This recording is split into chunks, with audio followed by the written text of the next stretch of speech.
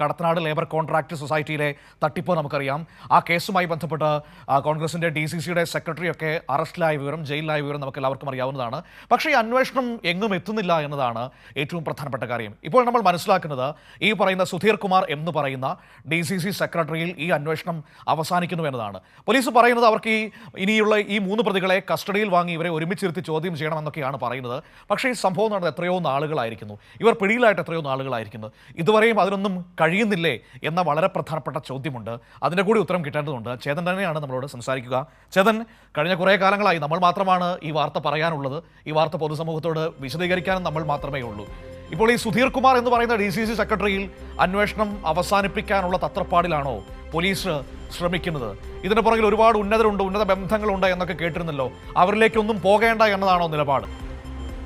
മനു സൂചിപ്പിച്ച പോലെ തന്നെയാണ്, അന്വേഷണം വേണ്ടത്ര പോരാ, അന്വേഷണം ഇഴയുന്നു എന്നുള്ള പരാതി വളരെ വ്യാപകമാണ്. സമീപകാലത്ത് വലിയ രീതിയിൽ കോഴിക്കോട് ജില്ലക്കകത്തും പുറത്തും UDFനെയും കോൺഗ്രസിനെയും വലിയ രീതിയിൽ പ്രതിരോധത്തിലാക്കിയ സംഭവമായിരുന്നു ഈ കടത്തനാട് ലേബർ കോൺട്രാക്ട് സൊസൈറ്റിയിലെ ഈ നിക്ഷേപ തട്ടിപ്പ്.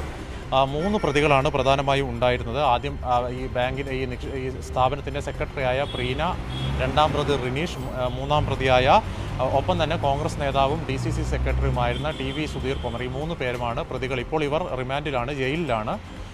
ഇനി അടുത്ത നടപടിക്രമം ഇവർക്കായുള്ള പ്രൊഡക്ഷൻ വാറണ്ട് പുറപ്പെടുവിച്ചിട്ടുണ്ട്. ഇവരെ 3 പേരെയും ഇന്ന് വൈകാതെ വടകര കോടതിയിൽ ഹാജരാക്കുന്നതായിരിക്കും. പോലീസ് അന്വേഷണ സംഘം പറയുന്നത് ഇവരെ ഒരുമിച്ചിരുത്തി ചോദ്യം ചെയ്താൽ ഒരുപക്ഷെ കൂടുതൽ കാര്യങ്ങൾ, കൂടുതൽ വെളിപ്പെടുത്തലുകൾ ഉണ്ടാവും എന്ന കാര്യമാണ് പ്രധാനമായും പങ്കുവയ്ക്കാനുള്ളത്. ഈ കേസുമായി ബന്ധപ്പെട്ട സാമ്പത്തിക ഇടപാടുകൾ, അതുപോലെ തന്നെ നിക്ഷേപത്തിൽ നിന്ന് സ്വീകരിച്ച തുക, സൊസൈറ്റിയിലെ മറ്റ് സാമ്പത്തിക ക്രമക്കേടുകളൊക്കെ ഇനിയും പുറത്തു വരേണ്ടതുണ്ട്. മനുവെ, നമുക്ക് എടുത്ത് സൂചിപ്പിക്കേണ്ടത് മെയ് മാസം അവസാനമാണ് ഈ ലേബർ കോൺട്രാക്ട് സൊസൈറ്റിയിലെ നിക്ഷേപകനായിരുന്ന ഇബ്രാഹിം ഹാജി ഈ കോൺഗ്രസ് നേതാവിൻ്റെ വീട്ടുമുറ്റത്ത് പോയി പെട്രോൾ ഒഴിച്ച് തീ കൊളുത്തി ആത്മഹത്യ ചെയ്യുന്നത്. അതിനുശേഷമാണ് കേസ് അന്വേഷണം ഒന്നുകൂടി ഊർജിതമാകുന്നത്. അതിനു മുമ്പൊക്കെ തന്നെ നിരവധി തവണ ഈ നിക്ഷേപകരൊക്കെ തന്നെ ഈ സൊസൈറ്റിക്കകത്തും ഒപ്പം തന്നെ പോലീസിനെയും സമീപിച്ചതാണ്.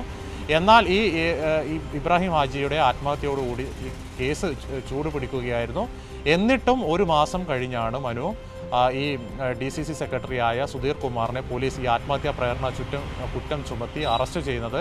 അപ്പോൾ തന്നെ വളരെ വ്യാപകമായ വിമർശനം അന്വേഷണത്തോട്, പോലീസിൻ്റെ ക്രൈംബ്രാഞ്ചിൻ്റെ കേസ് അന്വേഷണത്തോട് ഉണ്ടായിരുന്നു. വേണ്ടത്ര ജാഗ്രത ക്രൈംബ്രാഞ്ച് പുലർത്തുന്നുണ്ടെന്ന വിമർശനം അത് സാധൂകരിക്കുന്ന രീതിയിലാണ് ഇപ്പോൾ കാര്യങ്ങൾ പോക്ക്.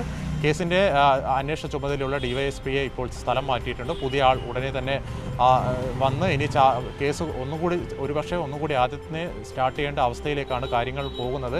അടിക്കടിയുള്ള ഈ പോലീസ് ഉദ്യോഗസ്ഥരുടെ ഈ സ്ഥലം മാറ്റം വലിയൊരു പ്രതിസന്ധിയാണ് ഇത്തരത്തിൽ കേസുകൾ, പ്രമാദമായ കേസുകൾക്കൊക്കെ സംഭവിക്കുന്നത്. അത് നമ്മൾ എടുത്ത് പരിശോധിക്കേണ്ടതാണ്. ഏതായാലും ഇതുമായി ബന്ധപ്പെട്ട് ഇവരെ വൈകാതെ തന്നെ ഇന്ന് വടകര കോടതിയിൽ ഹാജരാക്കുന്നതായിരിക്കും. ശരി ചേതൻ, ഹാജരാക്കട്ടെ. അതിനുശേഷം കസ്റ്റഡിയിൽ കിട്ടുമോ എന്ന് നമുക്ക് നോക്കാം. 3 പേരെയും ഒരുമിച്ചിരുത്തി ചോദ്യം ചെയ്താൽ, വിവരങ്ങൾ കിട്ടിയാൽ ആ വിവരങ്ങളിലേക്ക്, ഉന്നതങ്ങളിലേക്ക് പോകാൻ പോലീസിന് കഴിയുമോ എന്നതാണ്, ക്രൈംബ്രാഞ്ചിന് കഴിയുമോ എന്നതാണ് പ്രധാനപ്പെട്ട ചോദ്യമായി ബാക്കി നിൽക്കുന്നത്.